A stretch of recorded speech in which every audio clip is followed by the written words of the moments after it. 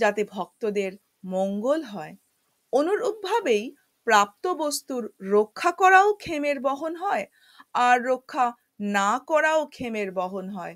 যদি ভক্তের ভক্তি বৃদ্ধিপ্রাপ্ত হয়, তার কল্যাণ হতে থাকে, তাহলে ভগবান ভক্তের প্রাপ্ত সামগ্রী রক্ষা করেন, কারণ এতেই ভক্তের ক্ষেম হয়। প্রাপ্ত বস্তু রক্ষা করলে যদি ভক্তের বৃদ্ধিপ্রাপ্ত না হয়, তার কল্যাণ না হয়, তাহলে ভগবান সেই প্রাপ্ত বস্তু বিনাশ করে দেন, কারণ সেটির বিনাশ করাতেই ভক্তের ক্ষেম হয়।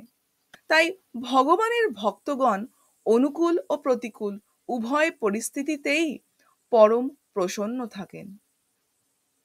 ভগবানের নির্ভরতা থাকায় তাদের এই দৃঢ় বিশ্বাস থাকে যে যে কোনো পরিস্থিতিই আসুক, তা সবই